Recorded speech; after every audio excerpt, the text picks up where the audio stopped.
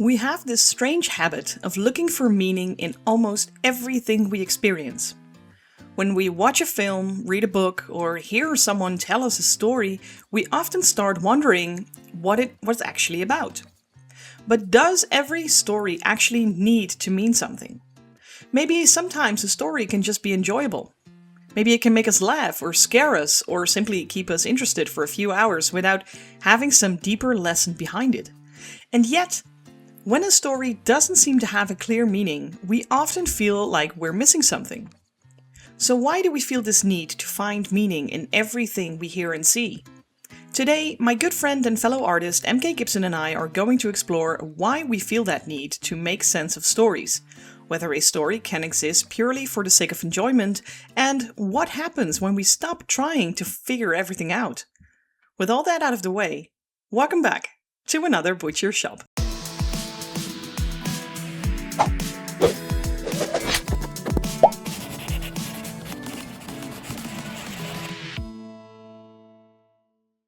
Alright, so before I'm going to ask you how you're doing, this whole intro reminded me of that one time where we were playing Destiny 2, and there was this bug with the weird Telesto gun, and we were looking for meaning. What does it do? Are we shooting constellations? Oh, yeah. So we are notorious for looking for meaning, and I just wanted to reminisce on that for a second. Well, I mean, but that's you've kind of danced around it, but it's a situation like you are describing humanity as a whole. It's like, it's what we do. It's like why art was created, why religion exists, why we tell stories, why we find beauty or ugliness, or we pass along stories as a whole. It's like, it's our constant, like, why are we here? What is the meaning of anything? Like you've backdoored your way into existentialism. So it's like, can stories exist? Sure. But the brain is always seeking meaning. But I still think the topic is fascinating to discuss because the way you brought it up, I like that concept. Can stories exist without having meaning? Sure. Probably. I think most of the stories that exist probably don't have that deeper meaning. I normally, this is where I throw back to you because you're going to walk us back into something. But I do have a thing. Like, here's a perfect example of like a story that has no meaning and is just fun. For example, that remake of Mad Max with Charlize Theron as Furiosa, not the Furiosa sequel, but the actual Mad Max with Tom Hardy and Furiosa. Yeah. Fury Road. It is spectacle. It is sound. It is color. It is light. They drive one direction, and they turn around and they drive back. That's the movie. And they put everything on fire, and they blast more fire with from his electric guitar. guitars playing and driving and beautiful dust and expert editing and it has themes. It has genre. It has, but is there meaning? Ultimately, no, the movie has no meaning whatsoever. But you, as a human, derive meaning. Like, this speaks to me. That's the meaning you derive, but the movie itself is bereft of meaning, and it's awesome because of it. Yeah, I enjoyed the fuck out of that movie. The funny thing is my husband can't watch it for longer than 5 minutes. He's already done with it, so... Really? Yeah, I really enjoyed it. I watched it on the big screen. I was like, wow, this is so overwhelming, but it's so cool, and what the fuck is this movie actually about? Oh, well. Oh, that's kind of awesome. Like, so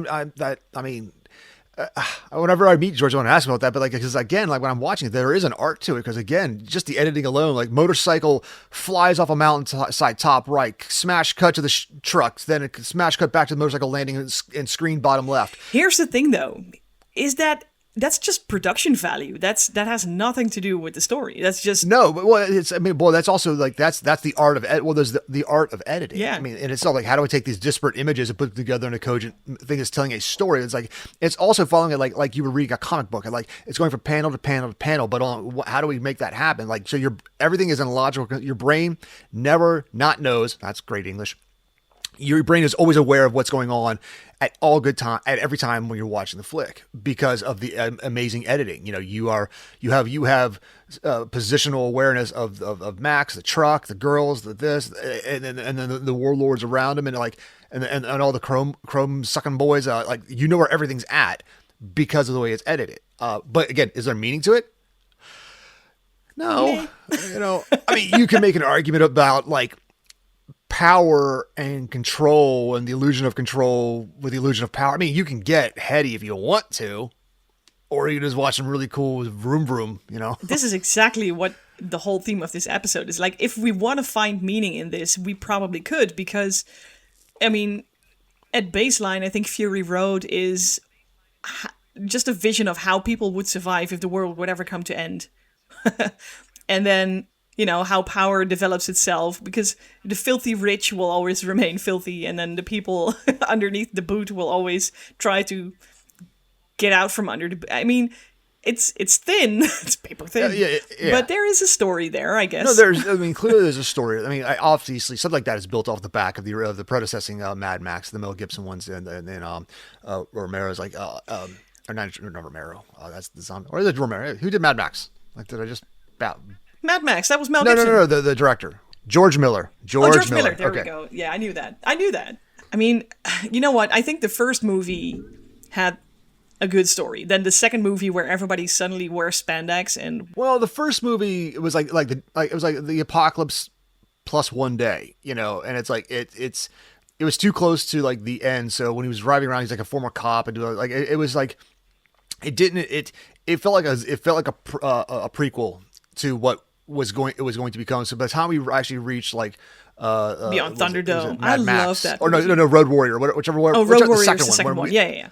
Yeah, when we actually got to the actual apocalypse, and like have this, like, that's when things like, it's, your brain has enough distance between the events that it feels like you can suspend your disbelief, if that makes any sense. Like, just give me enough hand waving about the rules and you'll understand the rules. Because ultimately, like when I was writing the Technomancer books, where do you set it after the biblical apocalypse? Like the next day, 2 days, a year, 10 years, 5 years?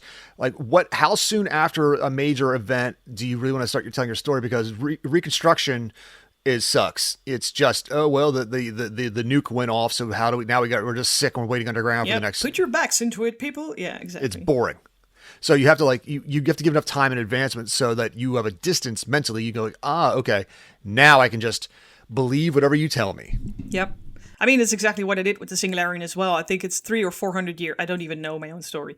I think it's 300 years after the apocalypse, where the Singularians basically just destroyed whatever civilization we had. And then this one last Singularian that's left wakes up and he's like, what the fuck happened? And he is going to solve the mystery.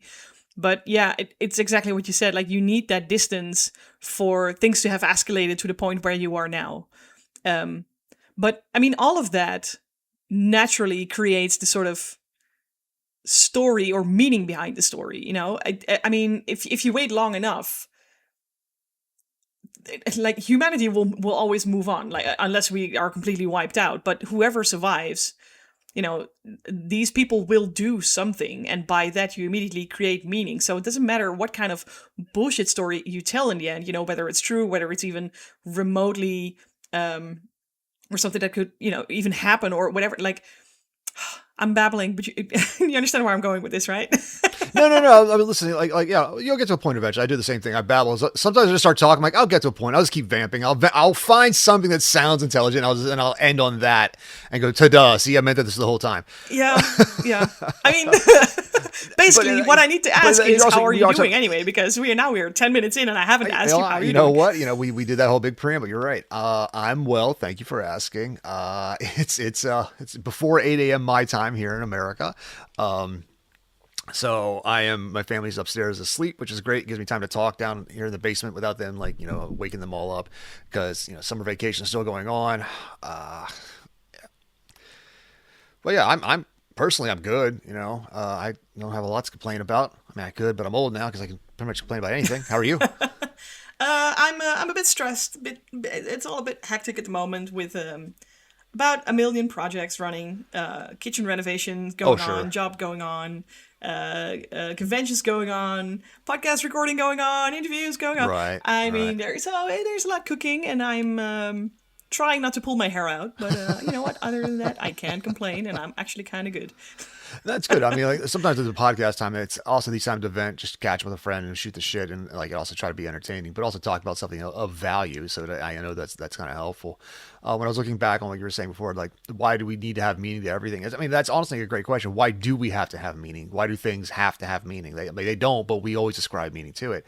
And, you know, I think ultimately, like, there is always a level of, like, why am I here? You know, when you're a child, like, and then why are we here? And then where are we going? These like, you know, why do The I deep Yeah, questions. exactly. But Yeah. like, it starts like, why am I here? Is like obviously it's self-centered. Then you go from I to we, and then from the we like, well, what is the purpose of we? Where are we going? What's the, you know? But So you're looking. even here, I wonder if we're making this way deeper than, I mean, Not really. I think these are just elemental. I mean, yes, you can get deep about, you can philosophical about these questions, but these are just inherently like it's who am I? What am I here for? You know, like that. Those aren't deep questions per se. Those are just natural. You reach a certain age, you like just yeah. kind of like. Is that immediately tied into a story having meaning or not? Though, I mean, we can go from one into the other, but Okay, so I have this it's not a gag or a bit, but it's a perspective, and it really pertains to the States. So I'm sure you have a Dutch equivalent, but usually between the ages of 15 and 25, approximately, you look back at these halcyon days of the ages of roughly 15 to 25, and that's when you think Saturday Night Live was good, and that's when you think the music was good. And these are the bands and the era and the clothes. Like, you come back because this is your brain creating meaning and form. Like, this is a thing that defines. You're looking for a definition. What defines me? What defines my style? What defines my love, my hates, my passions? What's my creed? What's my creed? Like, meaning, meaning, meaning, meaning. It's this search for meaning. So you tend to come back to certain bands, like even if a newer band, but it sounds a lot like the band of a certain time. It's like a new version of an old band you like. You're still circling certain orbits all the time because you're trying to create meaning out of meaninglessness if you believe in chaos. And I find that all fascinating. So, like, in our art, it's always like dripping with something.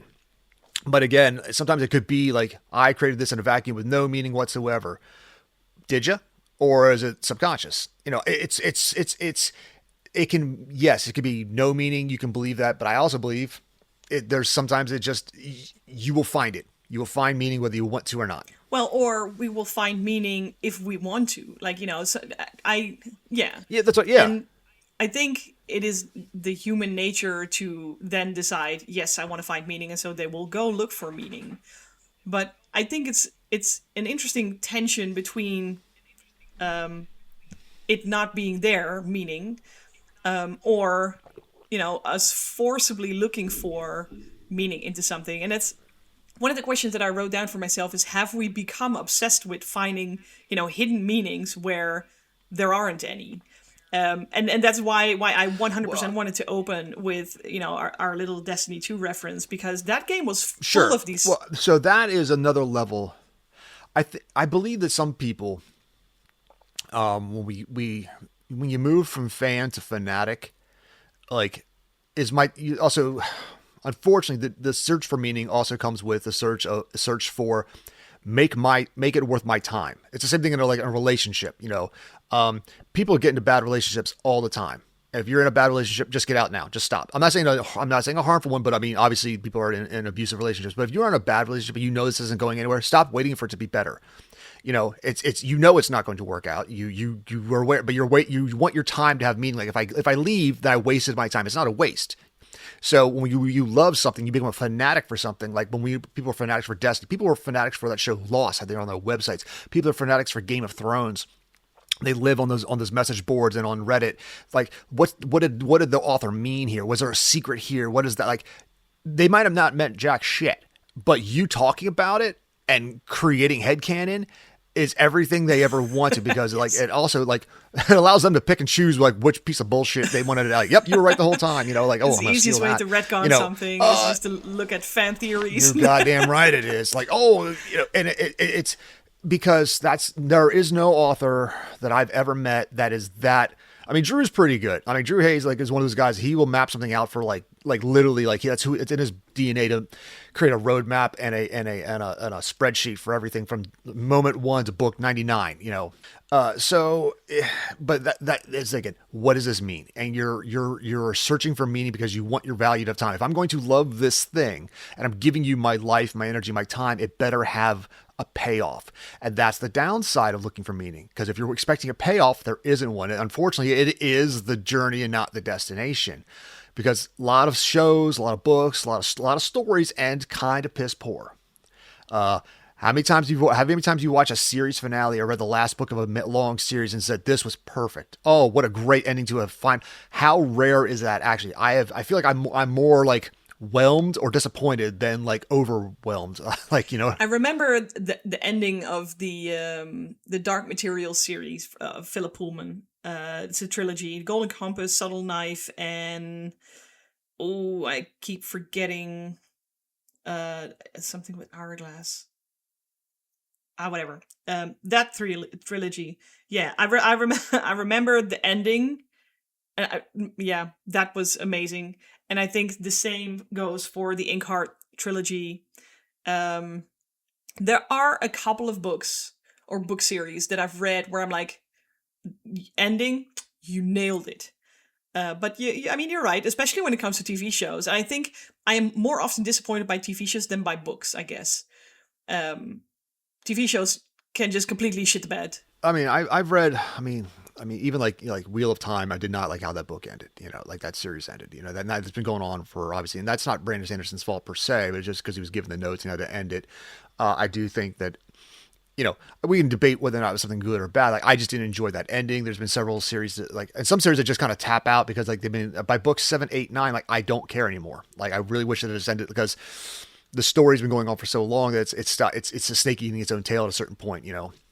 The same thing with certain shows, like when they go off, usually when a show goes on past 5 years, like the characters become caricatures of themselves. Like, they're not characters anymore. They just spout their catchphrases and do the same things they always do, you know? I wonder if there are actually stories that, you know, I mean, I don't wonder, I know there are stories that do that well, but I mean, this could be just the development of time. Or, you know what, maybe just to use your own words against you for a moment. Sure, go for it. This could be that you were much younger and you were in that, you know, period of time where you were looking for meaning, blah, blah, blah, and you grew out of that period whilst the series was still going. So no, you were done with finding I see what you're saying, but like I didn't finish Wheel of Time till like I stopped reading it altogether. Until you were ancient. No, it was literally was. It was like I was in my 30s when I eventually finished that because it was one of those like, I'm not going to read another one of these fucking books until either he's dead or it's finished, and then he died, and then they start finishing. I'm like, oh shit, and, you know, like I'm so frustrated with like the gaps of those series. And you know, there's some other authors out there that like, you know, I'm not gonna speak. He's dead. I can talk about his books. I'm not gonna be a dick about it. Like, you know, there's other authors out there like I read some of their series. I'm like, I did not. Wow, that really ended with like nothing, you know, but that's what's really hard. Finishing a story is really, really, really hard. And people don't realize how hard it is. It's harder to finish a series than it is to come up with the idea. Every thinking monkey thinks they got a great idea. Like as a writer, and I will say this only, so I will speak just for myself. Few things irk me more than someone who says, I've got a great idea for a story. And they pitch me this stupid idea. I didn't ask them to, but they still pitch their idea. And I go, okay, so how's it end? They're like, well, I don't know, but you're the writer. I just think of the idea like, well, that is the laziest. Like it's very insulting. If you think that's what I do, and it's insulting, but you don't realize it's insulting. It's you're trying like to use a modern aphorism. You just author-splained to me what writing is. So like, okay, yeah, and but speaking of what we do as authors, though. Yeah. Obviously, I mean, just having read the Technomancer books, I know there is actually a lot of meaning behind that. You know, your starting point basically comes from Catholicism or, you know, the church, just broadly. Have you ever... Okay, so there's a couple of questions that sort of spread out in my head. Like, first of all, like, have you ever done any of that in a story where the meaning you intended just completely missed the mark? Let's start there. Okay. I'm trying to wrap my head around. In what way? What do you mean? Like, okay. So, for example, when I wrote the Singularian, that was really like the period of time in my life where I wanted everything to have meaning, and I'm going to write this most philosophical thing. Like, people are gonna crush their brains over what I meant with it. Like, I was there. I was in the zone. And then people read it, and people were like, "Oh, that's cool." And people did some fan theorying, and that's the most wonderful Dunglish I've ever. Yes, well, they made some fan theories. There you go. they picked the material and turned over some rocks to try to figure out what's exactly. going on. Yeah. But then, as the story went, I started putting in these mysteries or these things to solve or like these hints to other parts in the story, and people were like, no. Yeah. So I completely missed the mark on that, where I really went too far by with my whole adding meaning to things. So Honestly, okay, so weirdly enough, like it's not in the Technomancer, because like I feel that that one's really wears its heart on its sleeve, that particular series. Same thing with the Hammer of Witches series I do. It's honestly it's the villains my villains book, the Shadow Master series, like Villains Rule. That's where I have meaning that people miss constantly. And I actually sometimes the narrator, because he's a fourth wall breaking, he talks to the audience and then mocks them, will actually sometimes spell it out later in later books. Like, how did you miss this? You know, like, he's usually in response to somebody's negative criticism, like in comments, because like that is also a great place, because someone will write a kind of like a semi-scathing review. They didn't like it and they'll tell me why, and that's cool, and then I will just use that as fodder for the next book and like literally call the person out, not by name, because but like I don't really get legally, but I will say there's a review that said this, you know. Because I wrote that book, I that book came out right when I was like I'd gotten remarried, shortly thereafter, like, you know, I eventually became a father. So while these books are mocking, each one, like first one mocks fantasy, the next one mocks comic books, the next one mocks sci-fi, fantasy, space opera. And by mock, I mean satire. This is parody. This is like I'm deconstructing it to laugh at it, but laugh along with it, because I love these mediums as well. But it's also a story of this villain guy who's like, he eventually gets married. He has a child. What would he go do to defend that child? It is a villain character who's becoming a better person, or a more evolved person as the books go along. Because as you know, my being a father came later in life. I was a 36 when my son was born. So I was like later in life, but I was way more established. But again, you're looking for meaning, you know, like I have like more years of experience than the average dad does now, but I also have more years on my soul, my mind, my back, and my knees than the average dad does too. And you know, I have money in my bank account, oodles of patience. I just don't have the energy that I had when I was like in my 20s. So applying all that to the villain stuff, it's like I'm trying to like show this evolution of a character, and like right over the head on so many times with so many people. But I guess it just matters to me because that's the lens of which I'm writing the character. Now he's still an asshole and he's still like a villain, but it is. Some people get it, most people don't. They just see the rants, the humor, the sophomoric jokes, and they laugh, they enjoy, they like getting yelled at. I think they just have like a kink fetish. They want to be they want someone powerful to yell at them and then step on their proverbial balls, and that's fine. And as long as they pay me, I'm cool with that too. But it is meaning it was lost. It was over. I would say. Not everybody, but there are some people that definitely don't get it. So you find that frustrating when that happens? Sometimes. Yes. And it's not, no. Okay. So the people that tend to hang out on my Facebook page and my stuff, like they get it. They get it. Cause I'll talk to you. Like they ask me a question. I talk to them like, I'll talk to them like I'm talking to you. Not a problem. It's the people who like out in the wild, sometimes they'll write these reviews that like, especially like oh this is misogynist. No, he is a misogynist, and he's surrounded by a lot of women, and he's still learning from them, and he's still like oblivious. So that's kind of the point of the character. Like again, there are layers, and I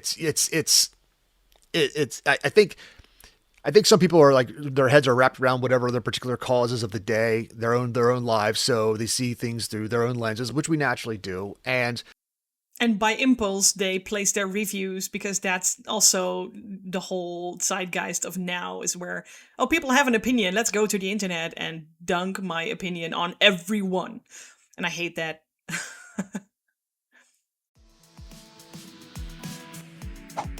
If you're enjoying this podcast and want to support what we do, head on over to patreon.com/sandybutchers. Members get early access to new content, and higher tier supporters can join the Mail Club, where I send out exclusive art loot up to 4 times per year. It's a great way to get some unique physical goodies while helping keep the podcast going. Check it out at patreon.com/sandybutchers. And thanks for your support. Let's get back to the show. Like I had someone reach out to me once and basically said, hey, I kind of like this. It's kind of making me funny. However, I want to know, are you like a bad person in real life? And I was like, wait, what? This is okay. I don't think so. What do you mean? He's like, is this a situation where you're like, you wrote something kind of fun and interesting, but you're actually like, the gentleman who wrote Ender's Game. Are you like, I secretly homophobic or something like that? I'm like, no. So I go, you know what? Do you have Zoom? We'll just get on a Zoom call. And I just talked to this person. Like, let's just talk it out. Like, because the character is such a, what's the word I'm looking for? He is an unapologetic, capitalist, narcissist, and he's also a minor god. So because he's a human being that backdoored his way into like a godhood, and he uses that to like to his own to help himself. He is it's but he makes fun of things on the left. He makes things fun on the right because he's like, this is all forms of control. You people fight each other, but I get paid. People like me, and like it's just. It is a vehicle to call out the inconsistency of life when you are down on if you are constantly yelling about one side or the other. Someone's getting paid for that, you know. And that's another thing I'm constantly putting in the books. It's like, he's not mocking Democrats. He's not mocking Republicans. He's mocking everybody who falls into a particular camp because there is someone at the top of everything. Every social order has a top. Even if you say, oh no, this is a collective, that's bullshit. I had a hippie ex-wife and we went to the hippie commune and it's a hippie collective and that's freaking great. Cool. Fantastic. There are people at the top that make decisions, even on the collective. There's always an inner circle, and that's all the characters always pointing at. There's always an inner circle and there's someone who's always going to exploit. And when you pretend there isn't, there is. And that's why people like him and the character love to mock. And again, meaning gone. As long as I tell a butthole joke, they think it's hilarious and they move on. They're missing the meaning. And you have to just, I can only hand certain things out. Some things are just clearly missed. So, and that was a long, I apologize everybody listening to me. Like, this was not a self-indulgent walk on myself. So I do apologize if that's how it came I'll across. make it a plug. You know what? You deserved it. You worked so hard for this one. Oh no, that's not a plug. This is not a plug. But there, I take, weirdly enough, it's like when I was on, like I got with the Authors and Dragons guys, I was on their podcast. They're like, do you want to plug your book? Like, nah, I just want to hang out with you guys. Like if you want to find my books, go for it. I enjoy talking to people, but like when you talk to these topics, it fascinates me. Like, you know, what about you? Is there something you like, give me something stupid that you get meaning from? Dead air. That's great. They love the dead air. Like something you would like this. There's no reason someone should get meaning from this, but damn it, it means something to me. You know what? Watching Frankenstein. I might make fun of it, but I realize it's they put some production cash behind this. It's not like stupid. No, and I think, I mean, sure, I like what Del Toro did with the movie in every form of way. And yes, I'm a big fan of all 92 abs of the Frankenstein monster in the film. Sure, of course. But the story has been with me, along with Phantom of the Opera. I've always been this sort of, I love misfits, I can't help it. Maybe it's because I am or have been one myself. But these themes really, really resonate me. I mean, I am kind of writing my own version of like of one of these misfit journeys. I'm at a loss for words, guys. It's the themes that speak to me, you know, mostly at least. And sure, the Frankenstein movie of last year threw in the visuals as well, and it just made the whole thing complete. And I found a lot of meaning in that movie because, and I know you make fun of this often because, you know, this monster kills like 6-7 people in the first 10 minutes of the movie, but by the 20th minute of the movie, we're like, oh, he's so sweet, he's so cute, he just wants to live. Yeah, exactly. So of course, none of that makes sense, but the bigger themes into like, I mean, you know, we're going into the same sort of philosophical area as at the beginning of the thing. Like, we are humans, so finding meaning in things is what we do. But at the same time, in Frankenstein, we are human, so what makes us a good person? What makes us a bad person? And that is something that I've always played with. Also in the stories that I write, it's like, I always try to find the duality in things. Finding reasons behind why people do the things they do, and if the reason why they do something would make them a bad or a good person. You know, we all know situations where somebody did something good but for the complete wrong reasons, and the other way around as well. Like, we did something wrong, but the reason why makes total sense. So I think when you're asking me like what gives meaning when I watch it or read it or whatever, I think Frankenstein is sort of the culprit of the whole thing. When something wakes up in me and say, hey, this is your thing to explore, because I've been doing that for years. No, I respect that. I like your point. Like I feel there's certain story topics to me that like stories of hope, stories of people rising up from nothing to work hard to like these always Yeah, are stories very of pain, basically. well, but not just pain, but like it's the triumph over adversity. Obviously, like the classic storytelling elements.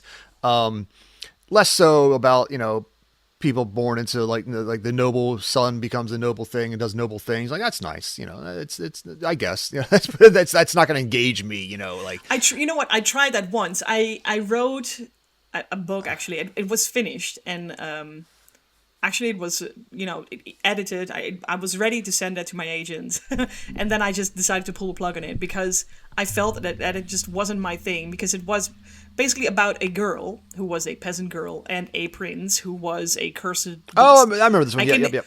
yeah, I can. I mean, I'm very happy that I never sent this in, because wisdom comes with the years. Yep. And now I think I'm like 4 years later, and looking back, like hearing myself talk about this, I'm like, you basically just wrote Beauty and the Beast, but then in a different context. I Yeah, but guess everybody writes it's been done a reviews. million times. Yeah, but can you put a spin on it? Like I always, like sometimes you sit these on a shelf and it's like you come back around to it. Like for example, but when it comes to like okay, obviously there are parts of you that want to like divide the meaning from these, because it's a part of you, like how I'm trying to reflect a piece of myself into the art of this world, and I'm trying to consume art and things in the stories in this world that flame that part of me that makes me me. That is extremely natural. Now you can also watch a dumb comedy and just laugh. Like you don't like this like the old classic, like the old Three Stooges from America from back in the day. Just can they slap each other, fall down, stand up? Slapstick, dumbass comedy. Like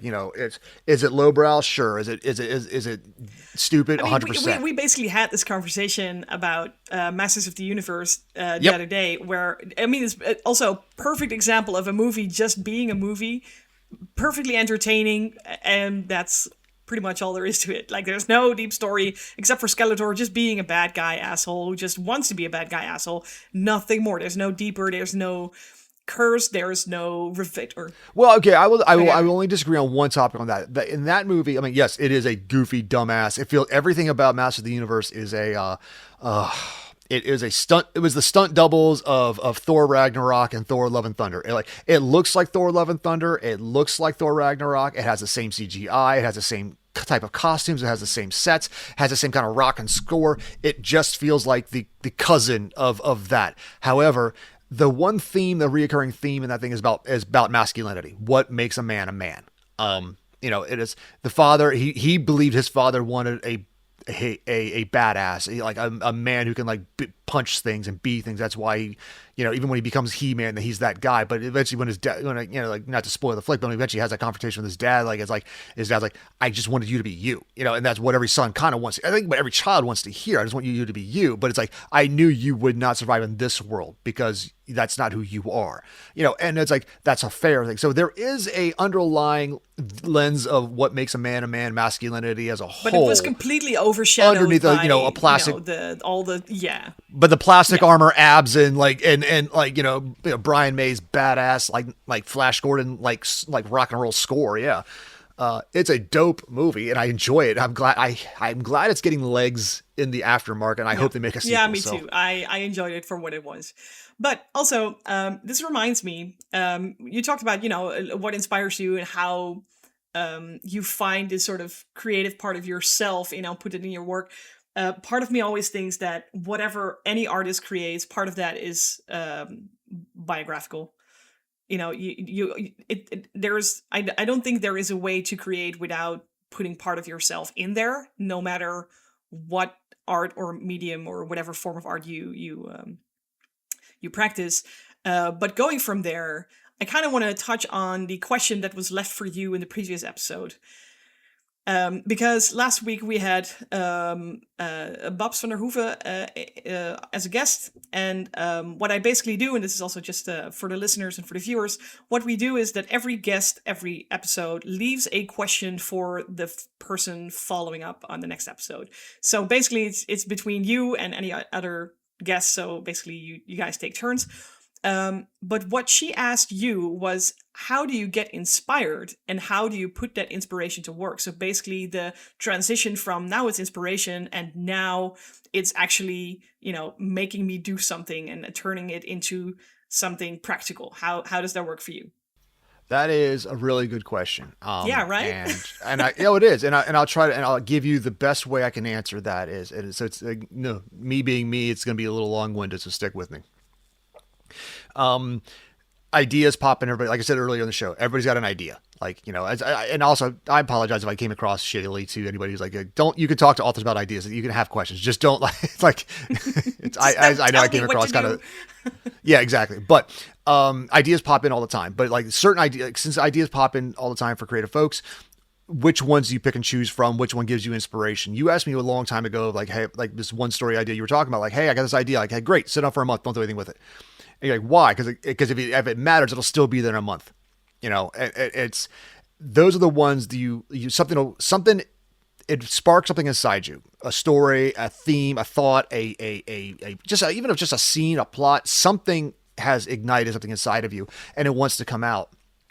And when I get inspired by something like that, I feel that inside me. But so what I do, how I put that inspiration to work by, it's kind of like you find the piece of that thing, that inspiration, and where does it touch you in your life? Like you just said, something's autobiographical. So let's say the theme is inspired about a story about, I don't know, someone trying to, I'll rewind, Technomancer. What inspired me is like this idea of being, what does it mean to be alone? And how do you survive alone? You don't, and you have to go beyond that. So I grew up in the church, I grew up with faith, I grew up all this stuff, but all my years in the military. By the time I reached Alaska, when I was living up there in the dark side of Alaska, I was alone. I was in the dark in an apartment by myself, and I was very depressed. So I said, how do I take that inspiration and give it to her? So I took that depression out of me, my depression, and I breathed life into it and gave it to the character Salem. And it's not unlike making a child. It is from me. It is from my genetics, my DNA. This comes from inside me, and I breathe life into it. But it becomes its own thing at that point. When you try to make that into something, when you try to control it, you can't. You have to let it kind of toddle around, let that idea work. And that when those characters become characters, they run their own path, and you have to you like a child, you follow behind them, cleaning up their mess. And that's how I put this information to work. I take a good thing. I take a bit of inspiration and I add a piece of myself. Like, how do I relate to this material? What time in my life? What was going on? Something that, like, obviously it means something to you. You put those two things together and let it go, and that you will find something very beautiful, whether that is creating a piece of art, creating a piece of music, creating a piece of writing. If you let that happen, you will be very proud of what happens after that. So told you, like, a long-winded, but that's my answer to that question. No, I was giving you some extra room to like keep going if you wanted to, but no, I think it's a brilliant answer. I think I've bored the listeners far enough. All 90. So. No, I think it's a great answer, and I think it very much resonates with me as well. Not that I've been to Alaska or anything, but well, you don't have to. You guys. I'm sure you got friends in Finland. It's the same fucking exactly. thing. It's just in the base theme of being lonely, or having something happen to you, or having experienced something, and then boxing that up in some place inside of you until the moment is there and you feel like it's ready to come out. And I think that is maybe the most difficult part of it all, in my opinion, at least, is when, because I'm a very impulsive person. You don't say. Whenever I have inspiration, Jesus, the way I'm talking kind of explains itself. But yesterday I was walking in, we have this like small forest here, like 2 corners away. But we have ravens, and ravens are super rare in this country, but we have a few flying around there. And I was walking there, and I first heard one, because you always hear them before you see them, and then I actually saw one. And that always makes me very happy.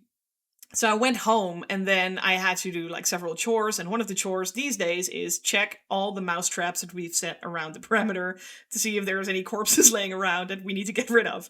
And so my brain sort of stuck the mouse together with the raven. And what happened was this weird chemical reaction of, okay, a mouse and a mouse making a peace offering to the raven so that like it could just walk around.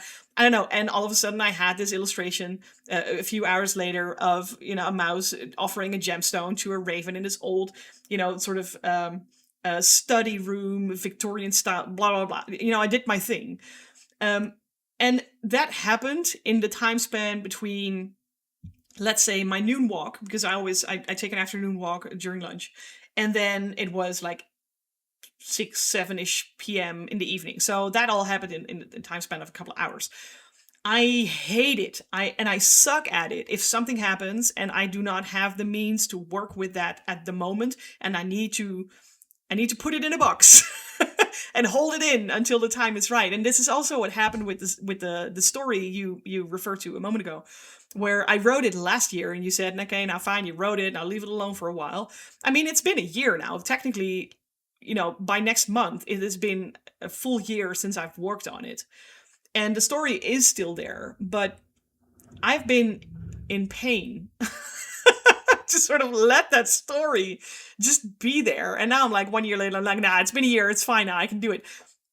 I'm really terrible at, keeping that stuff inside. And I think this is different for every person. Like you are obviously very good at keeping that in, giving it a place and sort of, Yeah, but that's I am, but again, it's practice. Like my wife and I were taking a walk the other day, and I'm not outing her business on this particular thing, but like because our son she's a teacher and he goes to the same school that she teaches at, so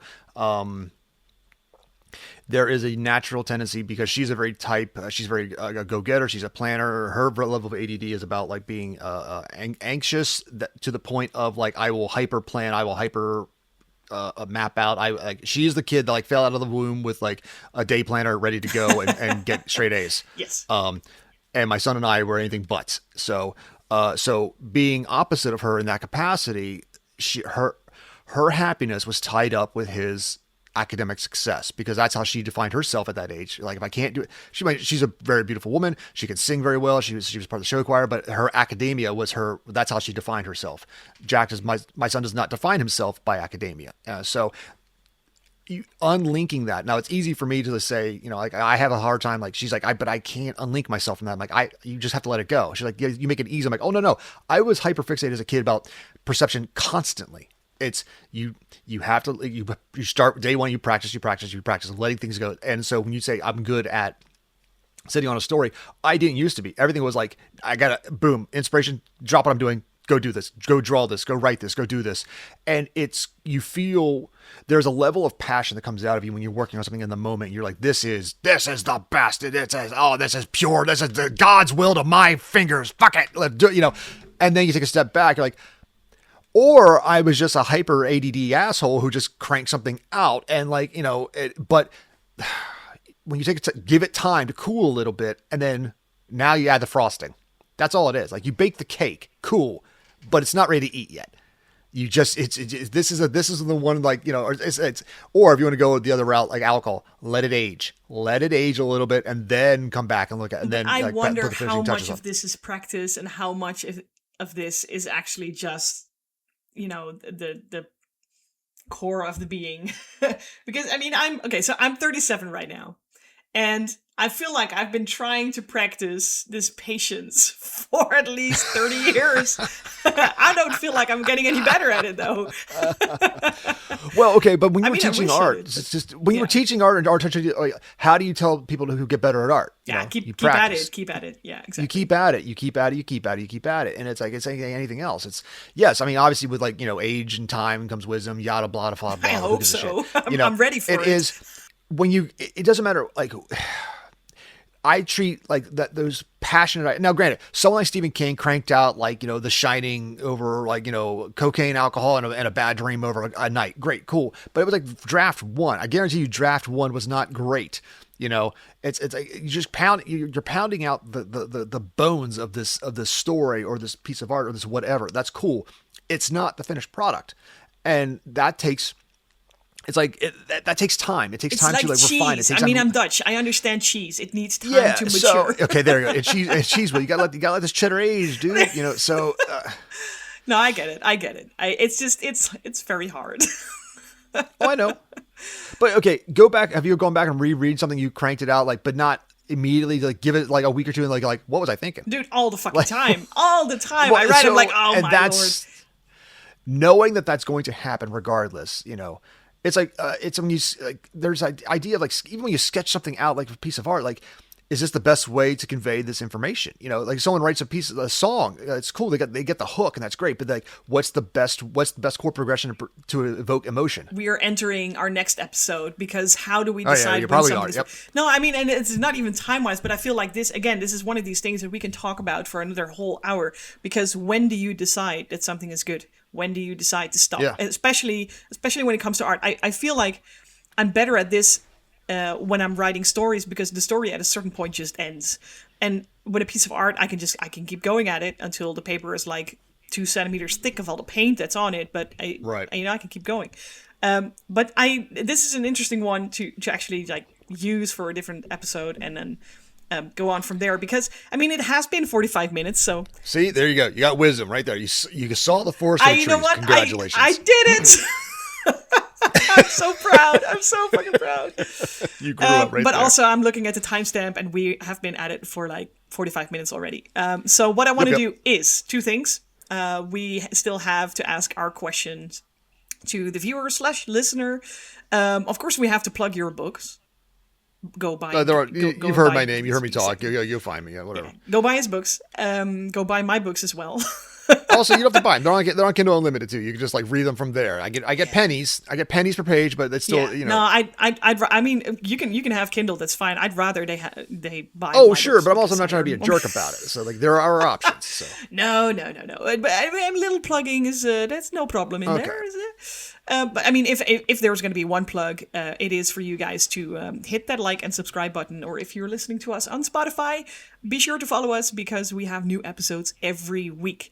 And lately we have also been hosting, or I should say I, have been hosting some other guests. I'm gonna make this a point. I gotta make a point. I don't know what you're talking about. Like I know that there's these couple week gaps between episodes. I don't know what happens. I don't get a call, so that's fine. I know. It's all good. But what we always do at the end of an episode is we ask you, the listener or the viewer, a question. And I feel like the one for this week is actually very simple. And if we look at the theme of the episode, can a story be meaningful without it having a message? Like, is that even possible? I'm not throwing the hot potato back to you, but do you think that is a suitable question? 100%. But you can't you can't steal comedy. You can't steal Mad Max. And just because I want Hansel and Gretel Witch Hunter, great movie, you can't have that one either. You gotta go with your own. So. So drop that in the comments. What do you think? Can a story be meaningful without it having a message? And you cannot use said examples that Gib just mentioned. Anyway, which brings us to the final bit of the episode. Gib, you have a guest lined up for next week. I think you're going to be there as well, or at least that's what we're looking to get done.